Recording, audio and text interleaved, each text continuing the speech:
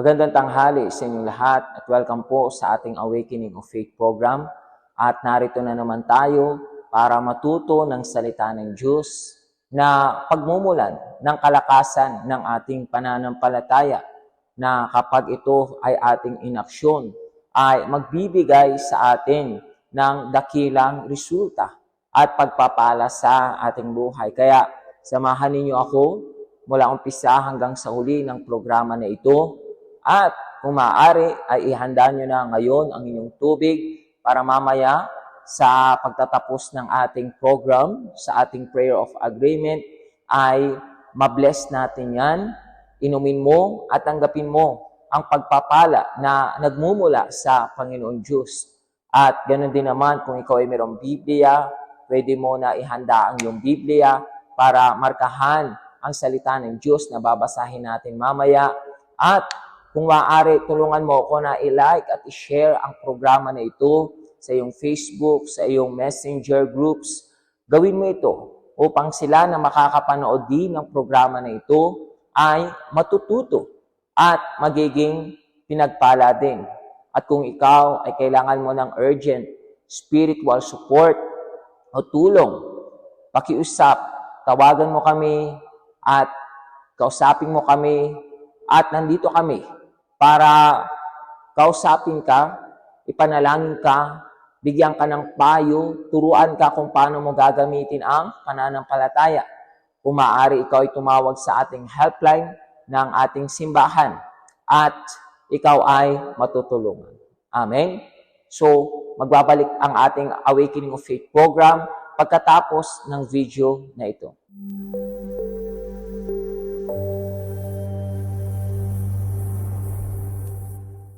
Ako si Winnie J. Drian Cabulao. Pumunta ako dito sa Simbahang Universal noong June 2023, ngayong taon. Bago ako makarating dito is ako yung tao na sinisisi ko yung Diyos sa nangyari sa buhay ko. 4 years ago, ako yung tao na hindi ko siya kinilala.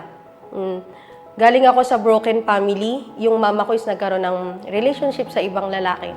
And ako is meron ding karanasan sa sarili kong relasyon noon na ako'y nakaranas ng physically and sexually abused. Muntik akong ma-rape nung ex ko. And may isang lingkod na nagdala sa akin dito sa simbahan na naalala ko nung Sunday, unang attend ko is kailangan nating magpatawad kasi tayo yung nagkukulong sa sarili natin sa problema. Mula nun, binago ko yung sarili ko. Nagdesisyon ako na magpabaptismo sa tubig. At sinabi ko sa sarili ko na pag-angat ko sa tubig is bagong ako na hindi na ako yung dating nakasanayan ko. Nakayanan kong patawarin yung mama ko. After 4 years, kinausap ko siya ulit. Humingi ako ng sorry. And lahat ng mga ugali na nakuha ko dun sa mga Pasko is nabago ko yung ugali na mabilis magalit, yung ugali na hindi nagtitiwala na. Nabago yun mula nung makilala ko yung Diyos. Kasi nagtiwala ako sa Diyos, nagtiwala ako sa kung ano yung plano niya sa buhay ko. Then, after 4 months, mula nung nakilala ko yung Diyos, mula nung nag-decide ako na baguhin yung sarili ko, na-receive ko yung banal na espiritu. Doon ko napatunayan na yung pagmamahal, yung saya, yung kapayapaan na pilit kong hinahanap sa iba, is yung Diyos lang yung kayang magbigay sa akin nun. And malaki yung naging pagbabago ng buhay ko mula nung dumating ako sa simbahang to.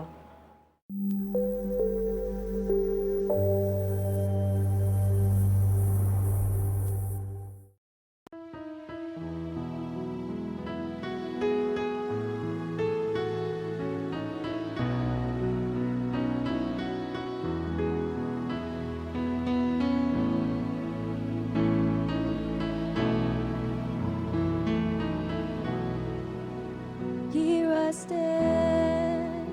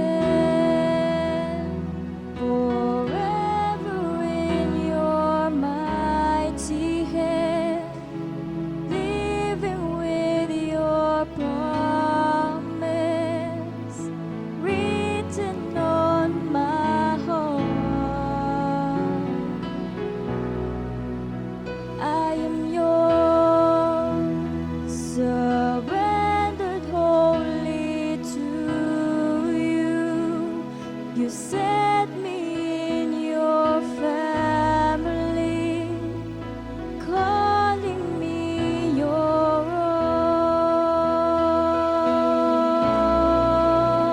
Now I belong to you. All I need, your spirit, your word, your truth. Hear my cry, my deep desire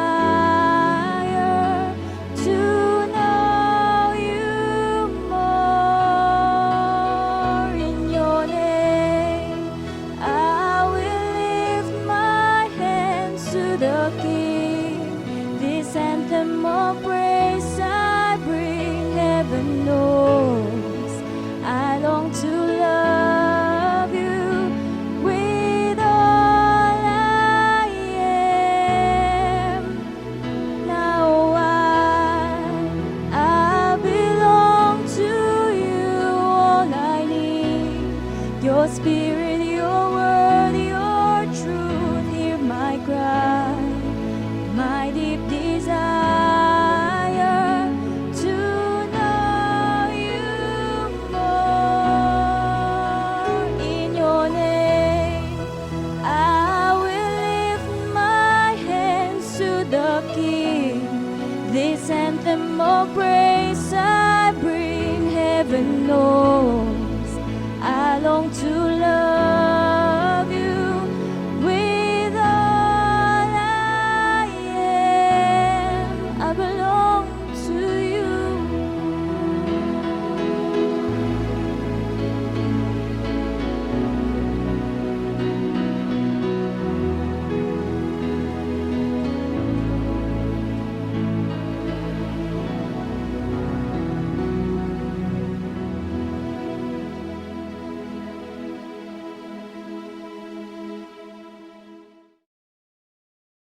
Nagbabalik tayo sa ating Awakening of Faith program at tutungo tayo ngayon sa message. At ano nga ba ang gustong sabihin sa atin ng Panginoon Diyos sa pamamagitan ng banal na Espiritu? Basahin natin ngayon ang kanyang salita. Nakasulat dyan sa aklat ng John chapter 16 verse 32. Basahin natin. Yet I am not alone because the Father is with me. I have told you all this so that you may have peace in me. Here on earth you will have many trials and sorrows. But take heart because I have overcome the world. So dito maunawaan natin na si Jesus ay lagi niyang kasama ang Ama. Kahit maraming beses siya ay mag-isa sa paglalakbay, hindi niya kailanman na naramdaman na siya ay mag-isa dahil sa kanyang malapit na relasyon sa Diyos Ama. Dahil ang Espiritu ng Ama ay nasa kanya at ito nga ay ang banal na Espiritu.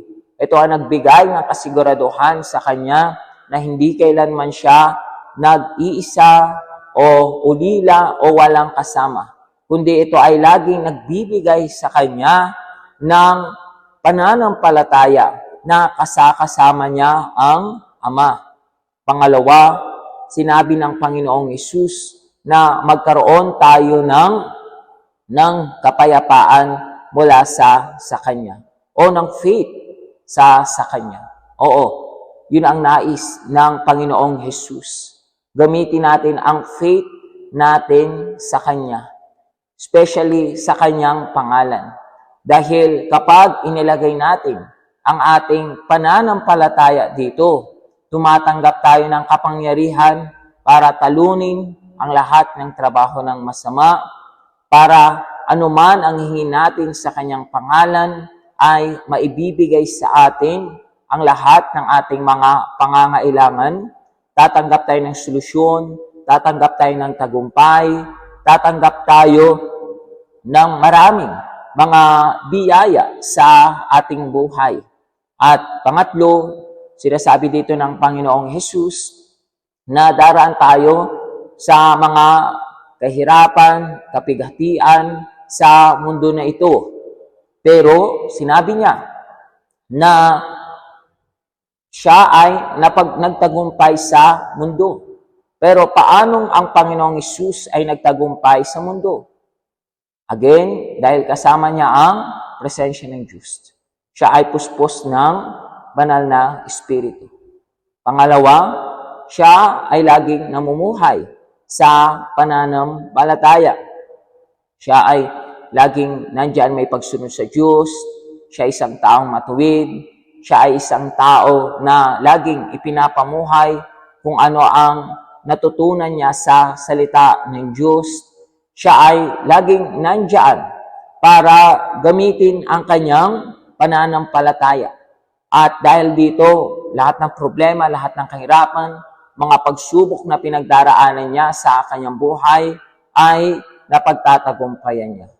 Ngayon tayo ay nasa bagong taon ng 2024. So, ano yung sekreto para mapagtagumpayan natin itong panibagong taon na ito? Una, dapat kasama natin lagi ang Diyos sa pamamagitan ng banal na Espiritu. Oo, i-prioridad mo na ikaw ay mabautismohan ng Holy Spirit o mapuspos lagi ng Espiritu ng Diyos.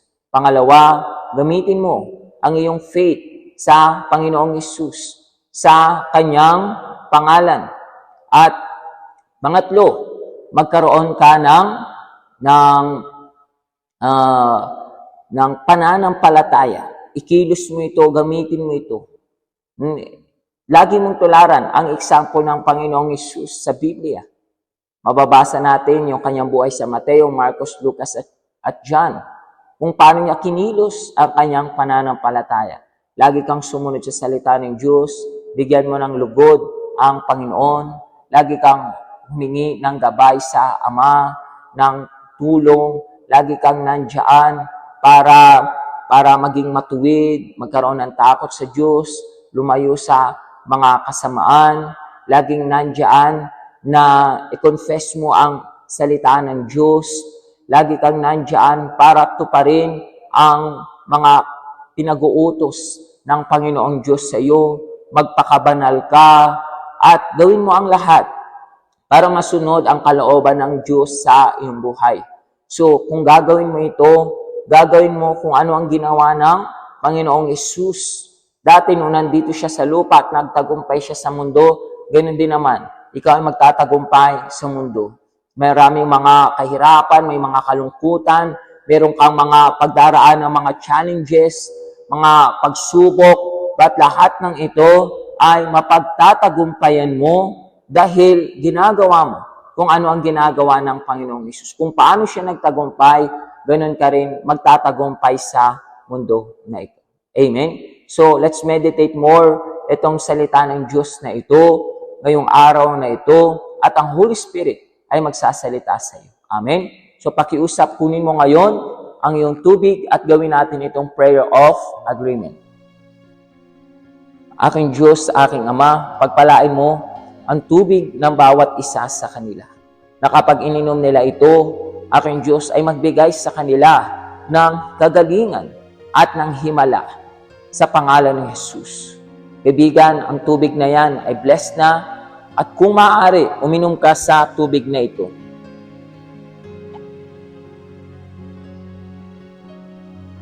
At ngayon din, tanggapin mo ang pagpapala ng Diyos sa iyong buhay.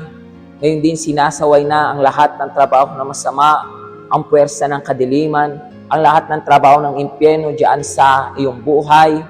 Ngayon din, magaling ka na sa iyong pisikal na sakit at sa iyong spiritual na sakit. And by faith, anuman ang trabaho ng masama ay wasak na. Tanggapin mo ang katuparan ng iyong mga kahilingan. Ikaw na nagsulat ng prayer request diyan sa comment section, tanggapin mo ang pagpapala ng Diyos.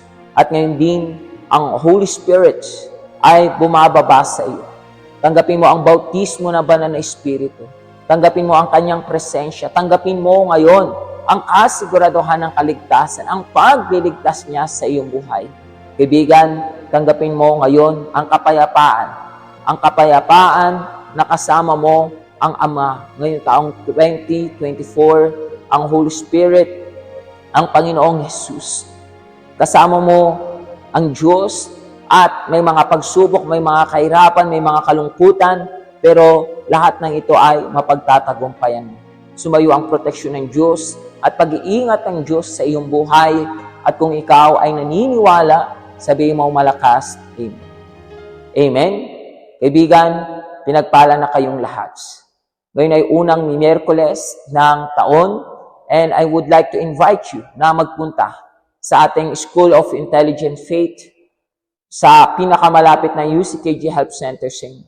Kung kayo ay malapit dyan sa ating main church, main cathedral, sa UCKG building, Araneta City, Cubao, dyan lang yan sa General Rojas Avenue. So magpunta kayo. Meron pa tayong alas 3, alas 5, at alas 7:30 ng gabi na service. At kung kayo ay malapit dito sa Baguio City, ang ating church ay nasa 4th floor, KVC building, sa Kayang Street, corner Siagim Street, dito sa Baguio City. At dyan sa ating website, sa mga addresses, may kita mo ang pinakamalapit na UCKG Help Center mula sa iyo. Amen? Kaibigan, pinagpala na kayong lahat ng Diyos.